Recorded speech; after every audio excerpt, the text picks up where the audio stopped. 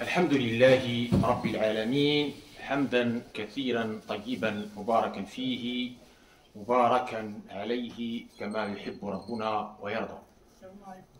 اللهم صل على سيدنا محمد النبي المليح صاحب المقام الأعلى واللسان الفصيح وعلى آله وصحبه وسلم تسليما.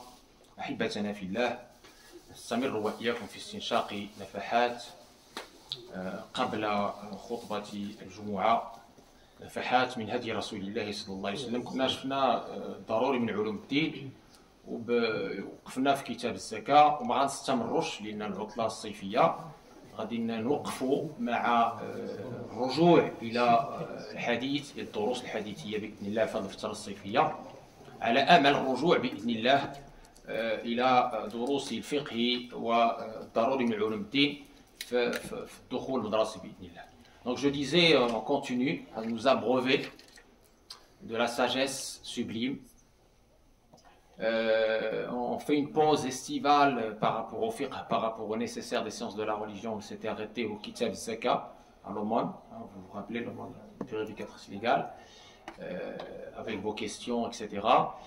Et donc, dans cette période estivale, on va se concentrer sur quelques hadiths. Vous vous rappelez, bien avant le fiqh, on avait fait l'exégèse, tafasir, de certains hadiths importants pour qu'on puisse, bi'idnillah, s'en inspirer, prendre des bonnes leçons, bi'idnillah. Et donc, aujourd'hui, on va continuer. On va se focaliser sur un hadith. Comme d'habitude, on voit ce qu'on appelle sanad. Sanad, c'est-à-dire la chaîne, l'authentification, la chaîne de transmission. Ou le matn, c'est-à-dire le contenu. Riwaya ou diraya. Parce que, comme je l'ai dit, le hadith, la parole du prophète, alayhi salatu wassalam, quand elle est authentifiée, elle est wahy aussi. Elle est révélation, conformément à la parole d'Allah. Donc, c'est la deuxième source de droit dans notre belle religion. Avec les modalités qu'on a déjà identifiées avec vous, à savoir l'authenticité du hadith, à savoir la question du statut du hadith, est-ce qu'il fait partie des ahkam, est-ce qu'il est spécifique à une situation, à un contexte, est-ce qu'il est absolu, mutlaq, muqayyad, mujmal, mufassal, mansoukh, nasikh, abrogé, abrogeant, etc. Qu'est-ce qu'on peut en déduire? Parce qu'on ne peut pas juste annoncer un hadith comme ça, sans explication, sans en comprendre le contexte, etc. Ça serait trahir cette science noble et faire preuve à minima d'ignorance par rapport à cette science noble qui a une profondeur de plusieurs siècles, quand même, des siècles d'études, des spécialistes, muhaddithin et fuqaha qui ont honoré et qui se sont honorés aussi par cette noble science. إذا الحديث اليوم إخوة الإيمان، قال رسول الله صلى الله عليه وسلم: إن الله يبغض كل جعذري جواظ سخاب بالأسواق، تقرأ بالسين وتقرأ بالصاد، جاهل عالم بالدنيا جاهل بالآخرة. إن الله يبغض كل جعذري جواظ سخاب بالأسواق، جيفة بالليل حمار بالنهار. جيفة بالليل حمار بالنهار، عالم بالدنيا جاهل بالآخرة. أعيد الحديث. قال رسول الله صلى الله عليه وسلم: إن الله يبغض كل جعذري جواظ صخاب في الأسواق أو بالأسواق، جيفة بالليل حمار بالنهار، عالم بالدنيا جاهل بالآخرة. أعيد المرة الثالثة: إن الله يبغض كل جعذري جواظ صخاب بالأسواق، جيفة بالليل حمار بالنهار، عالم بالدنيا جاهل بالآخرة. رواه الإمام أحمد وغيره بألفاظ مختلفة، وباللفظ المذكور الذي ذكرت لكم رواه البيهقي في سننه وابن حبان في صحيحه. فهو إذن عند هذا العلم صحيح. Le hadith d'aujourd'hui, il est très important parce qu'il vous montre plusieurs profondeurs à la fois de la langue arabe et de la sagesse prophétique. Le prophète alayhi salam nous dit Allah déteste. Et quand on traduit au bridou par déteste, on ne fait pas de l'anthropomorphisme. Non. On essaie de traduire pour s'approcher du mot original yubridu. Mais, comme d'ailleurs en arabe, quand on parle de l'bord, ou le hub, de l'amour et de la détestation, quand il s'agit d'Allah, on parle de la proximité, on parle de la bénédiction, on parle du soutien quand il s'agit de l'amour, d'élévation, il t'a élevé, il t'a soutenu, il t'honore, il te récompense, etc. Ça c'est l'amour. Et quand on parle de la détestation, on parle de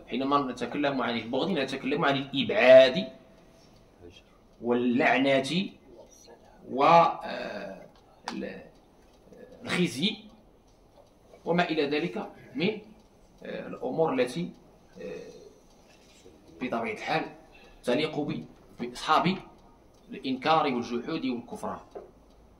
Et donc quand on parle de détestation, quand on dit que Allah déteste un tel, ou déteste tel groupe, ou déteste telle qualité, ça veut dire que Allah tabaraka wa ta'ala a prévu pour ces gens-là l'éloignement, a prévu pour ces gens-là le regret dans le jour du jugement, a prévu pour ces gens-là le châtiment, la malédiction, etc. etc. C'est ça ce que ça veut dire.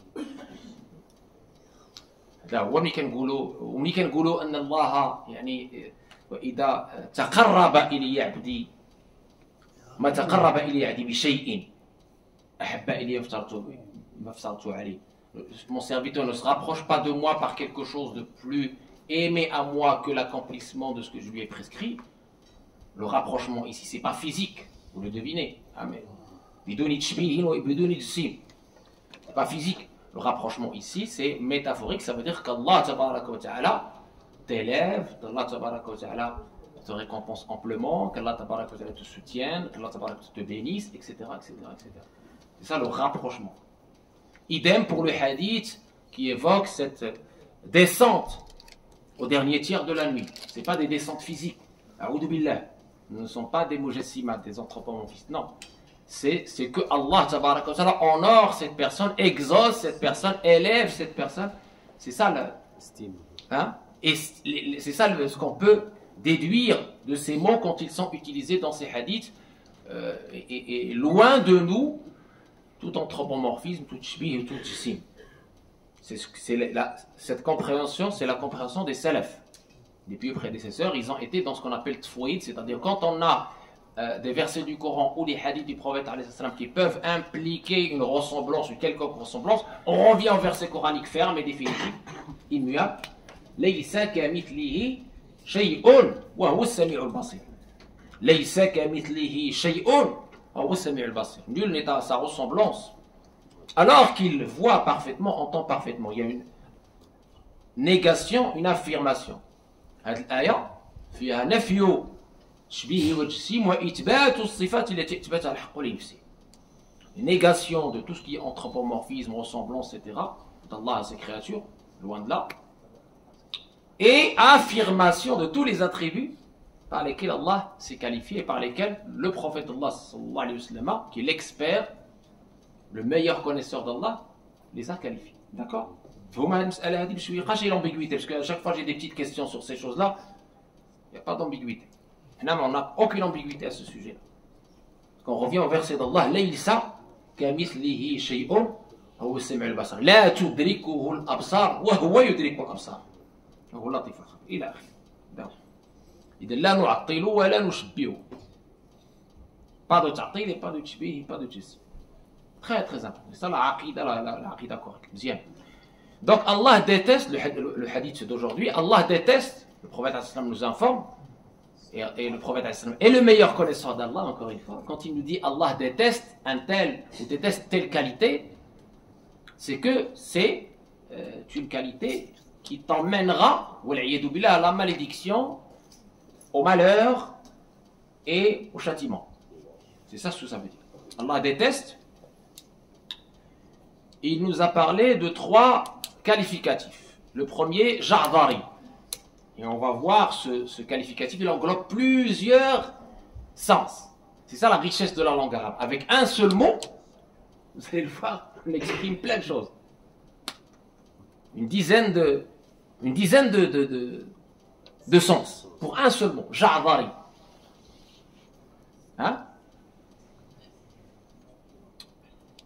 Et pareil, Jawad, ça c'est le deuxième attribut. Allah déteste chez quelqu'un. On va voir ce que c'est. Pareil, ce qualificatif-là qu'on va traduire par plusieurs mots et pas un seul mot, il englobe plusieurs attributs. Mauvais. إن الله يبغض كل شكون جعدري زيد جواد ثالثة سخاب في الأسواق criard, ça on peut le traduire, criard. Crier, il élève sa voix. On va voir dans quel contexte. سخاب كتقرا بالسين وكتقرا بالصاد يجوز الوجهان. سخاب جيفة بالليل, cadavre dans la nuit. Vous voyez l'image? La nuit c'est un cadavre. Un cadavre, jifa. Billayl, la nuit. Fini, Maghrib, ni Isha, ni sort. Parti. Toute la nuit. Jifatin, billayl. Himarin, binnar. Annan, dans la journée. Il est en train de s'user à la tâche. Sans aucun regard, sans aucune considération au devoir d'Allah.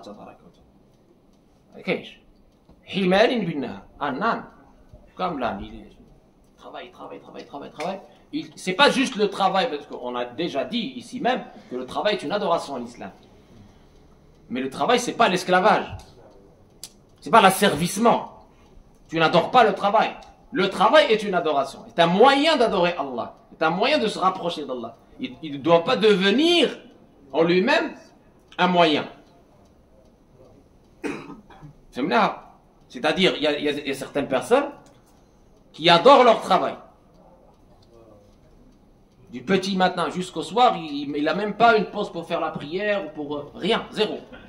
Pour lui, travail jusqu'à ce qu'il trépasse. Il n'y a pas de là, le juste milieu. Certes, le travail, mais le travail est un moyen, le travail est important, c'est une adoration d'Allah, mais il doit être dans un but. Il ne doit pas être un but en soi. Il doit servir à un noble but, un noble objectif. Il ne doit pas nous asservir et nous enlever notre humanisme et notre qualité d'adorateur d'Allah tabaraka wa ta'ala sans rien lui associer.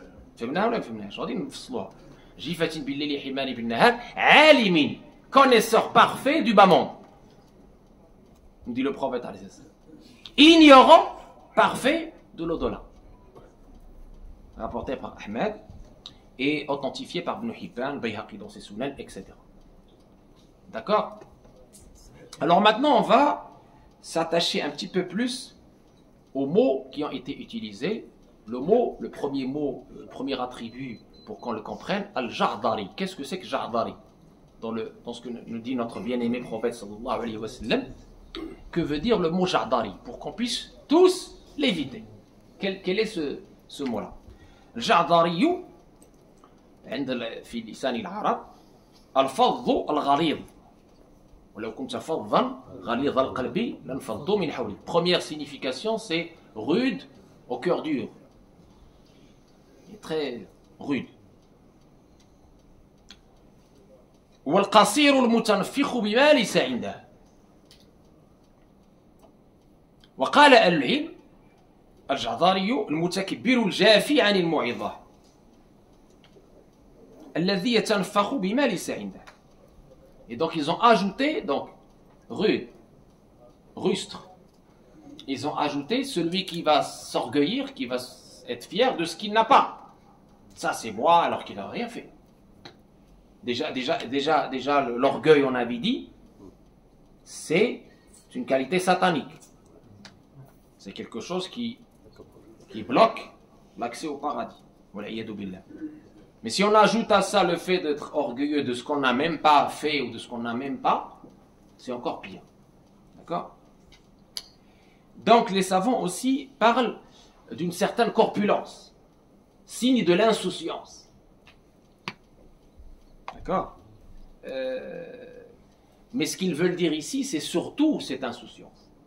غفلة عن الله عز وجل. الإنسان غادي في الدنيا وناسب لنا. معتز بنفسه فخور بنفسه متنفخ بما ليس عنده. يعني هذا هو الجعضري. متكبر جافي عن الموعظة. Et cinquième signification, dès que tu lui donnes un conseil, il le rejette. Il le rejette. Il se considère le meilleur à chaque fois, même s'il est dans l'insouciance.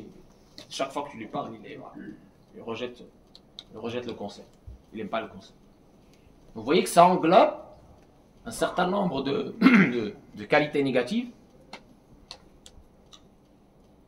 qui font partie de quoi? Des attributs sataniques. Le rejet de l'autre, le mépris des autres,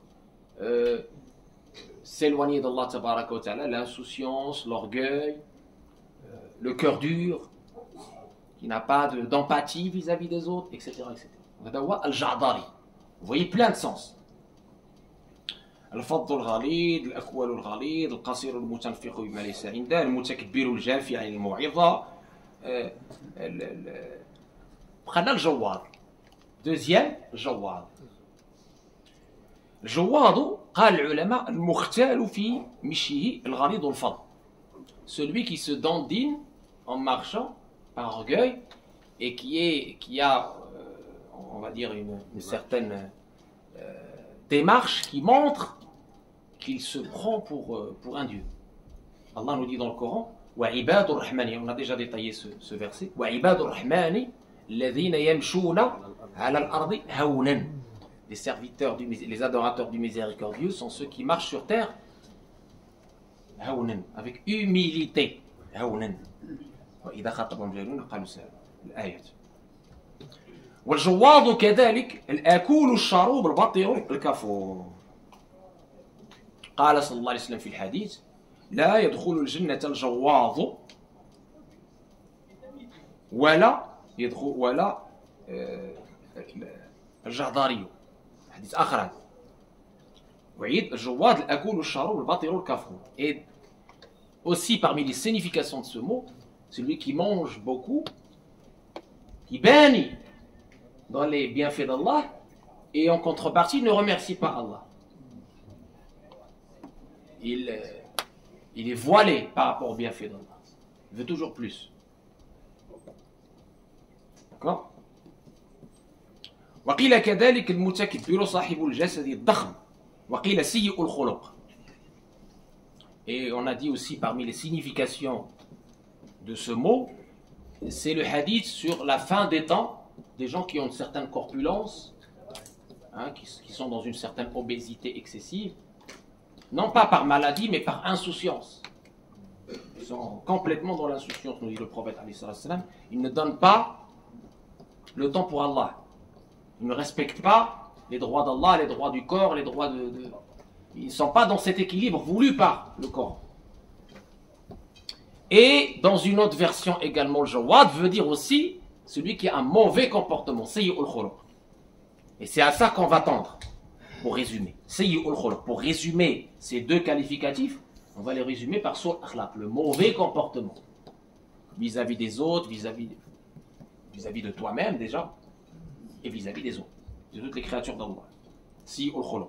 La yadkhulul jannata al-jawadu wala al-ja'dari. Et dans un autre hadith, ne rentre pas au paradis jawad wala al-ja'dari.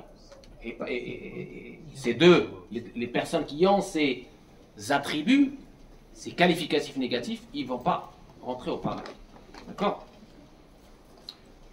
وكذلك في تفسير هاتين الكلمتين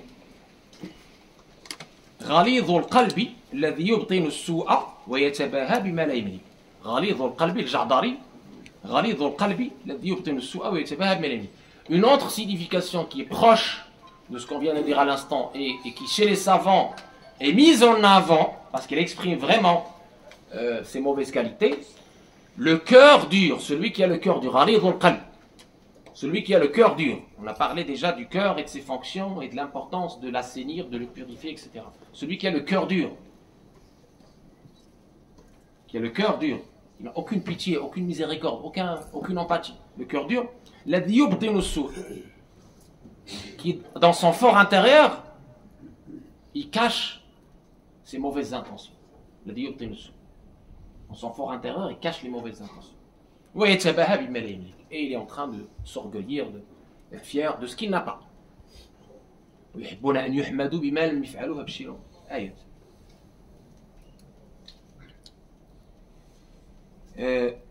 الجواد جاظ يجيظ جظيانا اختال في مشيته فهو جياض وجاظ بحمله مشى متتقيا. Donc à c'est l'explication de ces deux termes. J'espère qu'ils sont comprises en arabe et en français. Vous voyez que ça englobe, un terme peut englober plusieurs attributs qui se rejoignent avec des intensités différentes. Mais ils regroupent tout ce qui est mauvais comportement, mauvais caractère, dureté du cœur, hypocrisie, etc., etc. Orgueil, etc. Bon.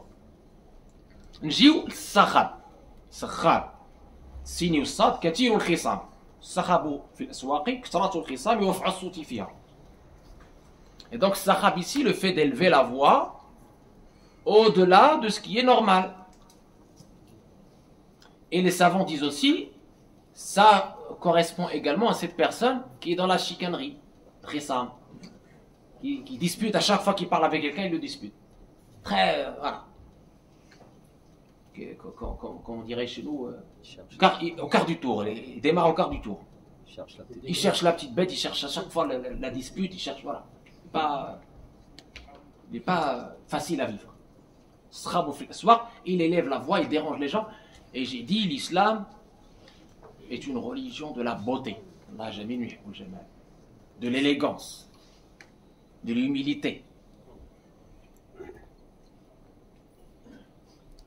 Et dans le Coran, Allah nous dit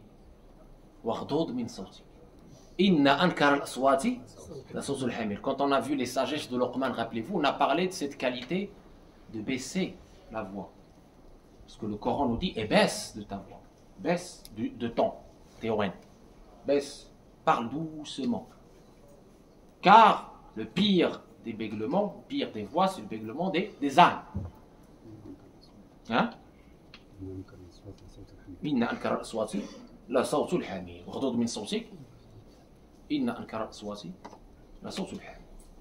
Donc Allah nous dit de s'élever au-dessus de ces animaux et d'avoir cette élégance, cette beauté, cette civilisation de la douceur, de la bienveillance, de l'humilité, etc. C'est ça le musulman, le croyant. Il y a évidemment à chaque chose des exceptions. Quand on est obligé d'élever la voix pour faire entendre quelque chose, c'est normal. C'est normal. Dans un dars ou pour quelqu'un qui va tomber, on va l'alerter. C'est normal d'élever la voix dans l'adhan ou dans la lecture coranique à voix haute. C'est normal, ça, il n'y a pas de souci. Ici, le hadith, le Coran et le hadith, qu'est-ce qu'ils dénoncent? Ils dénoncent le fait d'élever la voix sans raison. Parce que ça gêne les gens. Je le vois, hein, quand on sort par exemple des tarawih ou même de l'isha aujourd'hui, il faut baisser le ton, il faut baisser la voix. Parce qu'il y a des gens qui dorment. C'est le minimum de respect. C'est le minimum de civisme. Ça fait partie du comportement d'un musulman pour être le meilleur ambassadeur de sa religion. Si ta religiosité, pas ta religion, la religion elle est parfaite, c'est la religiosité qui peut être entachée d'imperfection. Ta religiosité. Si ta religiosité ne va pas avoir comme fruit le bon comportement, ça veut dire qu'il y a un problème dans ta religiosité. Il faut revoir ta religiosité. Il faut revoir tes intentions. Pourquoi tu fais tout ce que tu fais, etc. Il faut refaire ton bilan. Si en sortant, tu es encore en train de gêner, de déranger, de hausser le ton, de faire n'importe quoi, etc. Ça veut dire qu'il faut revoir ta religiosité à la lumière des qualités qu'elle t'induit. Si le fruit de ta religiosité c'est le bon comportement, alhamdoulilah, ça veut dire que tu es sur la bonne voie. Si, tout en estimant que tu es dans une bonne religiosité, les fruits ne sont pas bons, ça veut dire qu'il faut revoir ta religiosité, il faut revoir tes intentions, il faut revoir la façon de faire, etc. Il faut se remettre en question chaque fois. La religion d'Allah est parfaite, c'est nous qui sommes imparfaits. C'est notre religiosité qui est imparfaite. D'accord? إذن سخاء بالسين والصاد كثرة الخصام ورفع الصوت في الأسواق وفي غير الأسواق. هنا ضرب المثل بالسوق لأنه هو العادة الناس. Ici on parle des marchés parce que c'est dans le marché que normalement les gens font tous ces bruits-là. Alors je ne parle même pas des mosquées. Hein. Les mosquées en général, c'est des endroits d'apaisement, de sérénité. On a même collé une affiche avec les adab, les convenances de la mosquée. C'est très important. Mais pas dans le souk ici ou dans le... la présence des anges, hein? Il y a des gens qui prient, etc. Donc effectivement, il y a des convenances à respecter dans les mosquées d'Allah. Nous y reviendrons. Et puis après, on nous parle de quelque chose qui me semble aujourd'hui très très courante dans le monde de la consommation dans lequel on vit. Jifatin bil layli, merci. Jifatin bil layli, himarin bin nahar.